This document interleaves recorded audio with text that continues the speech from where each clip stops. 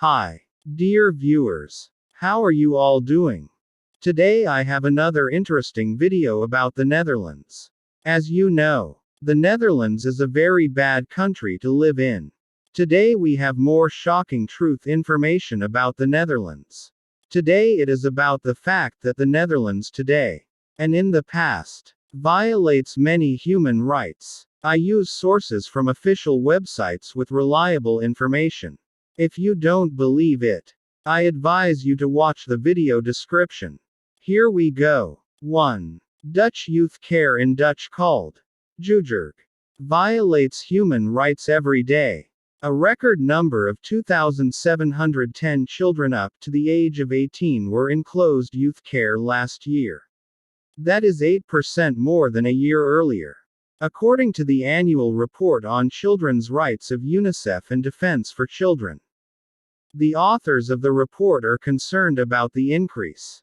The measure to lock up a child is often too drastic, so that help to vulnerable children falls short in too many cases.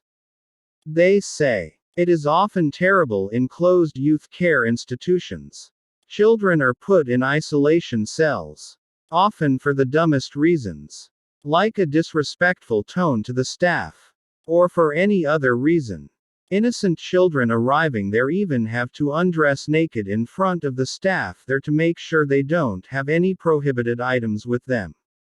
Earlier research by the Ombudsman for Children also showed that more young people had ended up in closed youth shelters. Suzanne Laszlo, director of UNICEF Netherlands, finds the trend disturbing. Those numbers have to go down, she says in the NOS Radio 1 journal.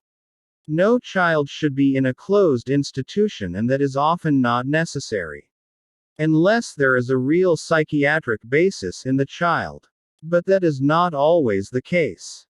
According to Laszlo, reasons why children are increasingly placed in closed wards are the growing waiting lists in youth care, the inability to provide adequate care, and lack of clarity in municipalities since the decentralization of care tasks about exactly which care is available.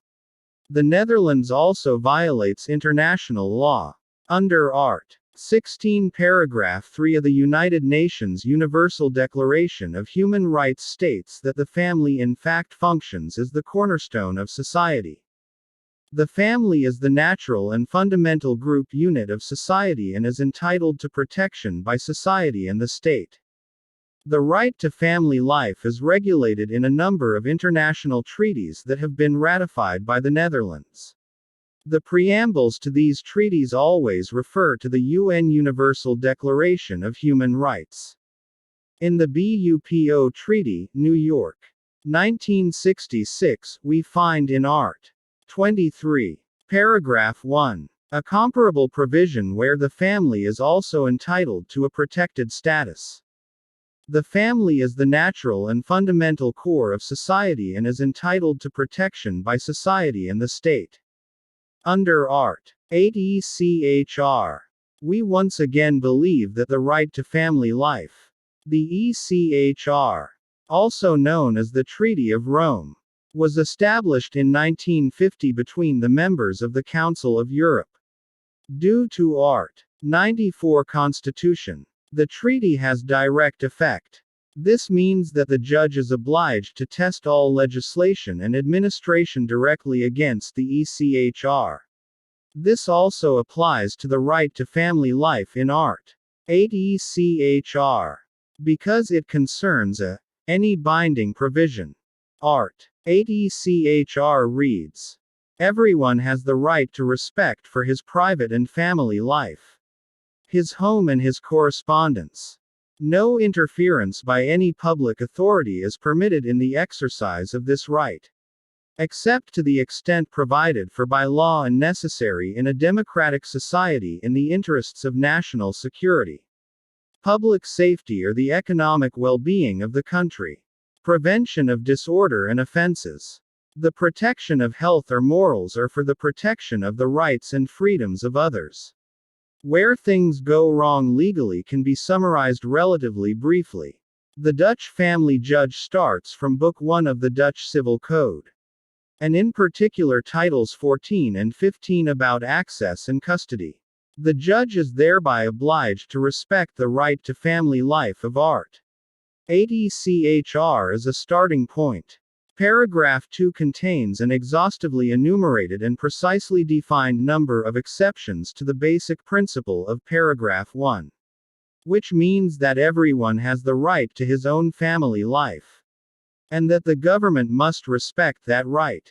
Those exceptions should be read in the context of the preamble to the ECHR, which in turn refers to the UN Universal Declaration of Human Rights. In short, if you want to infringe on family life, you will have to come up with objective facts that are of such weight that an infringement of the human right to family life is justified. And that's not happening. The Dutch family judge does not investigate facts itself, but outsources that investigation to the Child Protection Board. The Council does not conduct its own investigations either, but in turn outsources the investigation to certified institutions, such as JEBRA. Youth Protection Region Amsterdam in the example above. Those institutions such as JEBRA often work on the basis of external reports that are supplied by municipal youth teams. Mediation is sometimes used, and the Mediators Federation of the Netherlands (MFN) does not seem to see any objection in principle to the use of registered mediators who come from youth care. This in turn inevitably leads to problems and disciplinary cases about registered mediators who operate from incompatible roles. The Independent Disciplinary Court Mediation Foundation. This means that the decisions taken by the Dutch family judge are not structurally based on objective and verifiable fact-finding. The Netherlands is thereby structurally violating the right to family life as stated in Art. 80 CHR is guaranteed because the grounds for exception in paragraph 2 are not met. An exception to the principle that everyone has the right to respect for his family life, including from the government, can only be justified if it is based on objective and verifiable fact-finding. The situation is so dire that I wonder to what extent it is not even time that the state of the Netherlands is strongly reprimanded for this by the European Court. So far it seems to be grabbing and soaking. Children are therefore trapped and confronted with distressing situations, including parental alienation problems or problems with identity formation, and can develop post-traumatic stress complaints or personality problems as a result of these systematic violations of international law. Parents sometimes do not see their child for years and are emotionally destroyed, especially because they encounter a wall of bureaucracy, incomprehension, and above all lack of empathy from the youth care involved and the family judge. All these facts are really true. This again shows how bad the Netherlands is. Freedom of expression is also poorly respected in the Netherlands. There is a fine of €300 or even higher, or even jail sentences for insulting a police agent. I hope you find this long video interesting. Thanks for watching.